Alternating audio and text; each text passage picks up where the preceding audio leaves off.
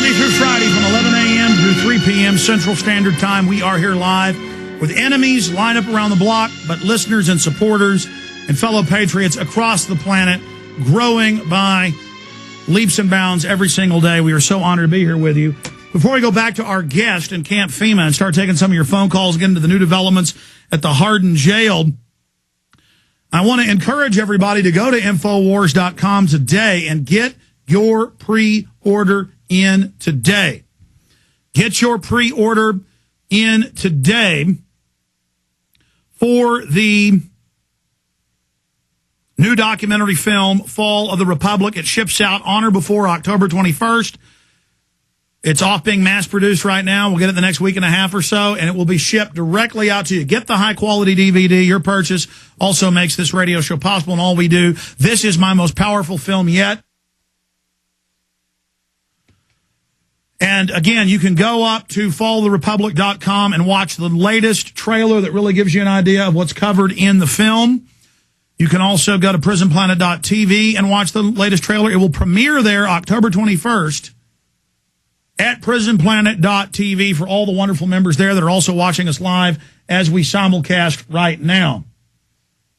But I just want to ask everybody to make this the biggest film we've ever released, to make it the most viral, to spread it on the internet, to make copies of it, to give it to your friends, your families, and neighbors. They cannot stop the signal. This exposes who the bankers are, what they're doing, what they're setting up, and how we can stop them. It's Fall of the Republic, Volume 1. Here it is, ladies and gentlemen.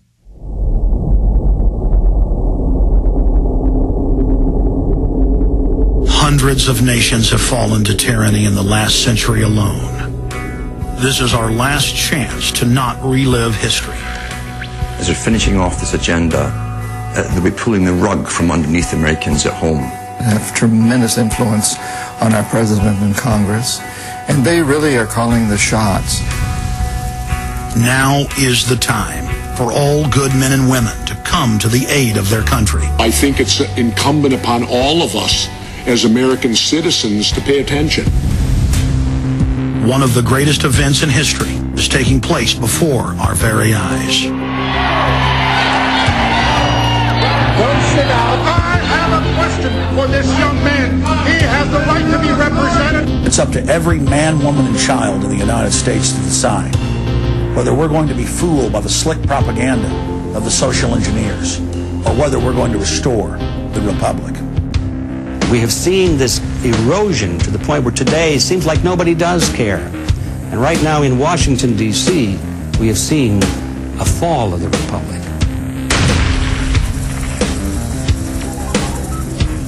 Who's going to soak up the derivatives? Who's going to soak up the debt? Who's going to be penalized?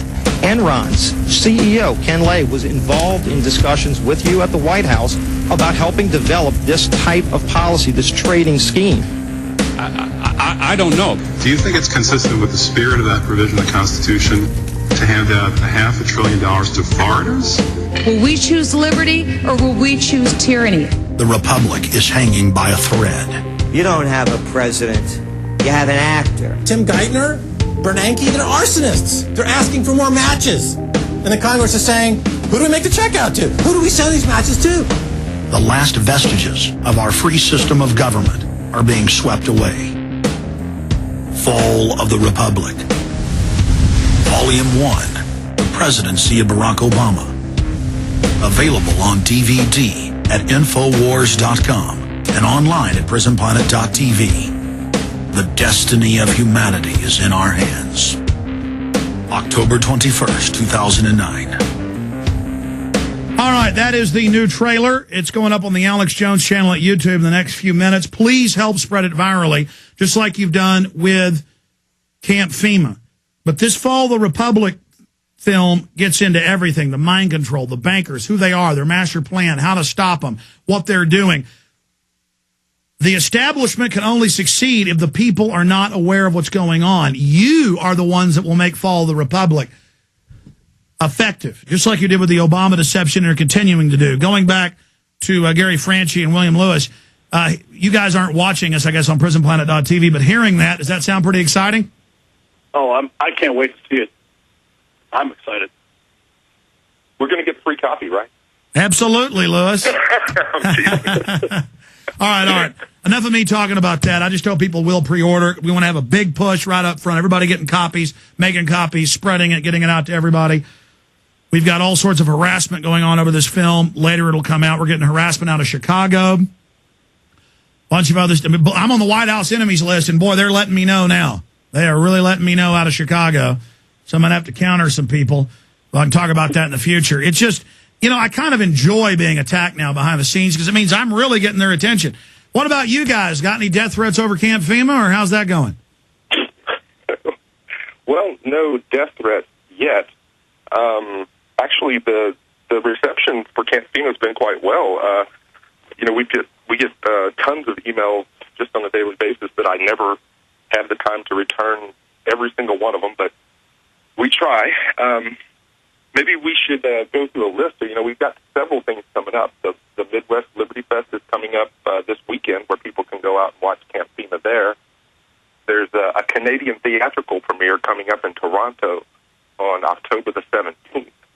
And that's going to be pretty big from what I understand. I won't be able to attend, neither will Gary, but you should, if you're in the Toronto area, at least show up and see what's going on.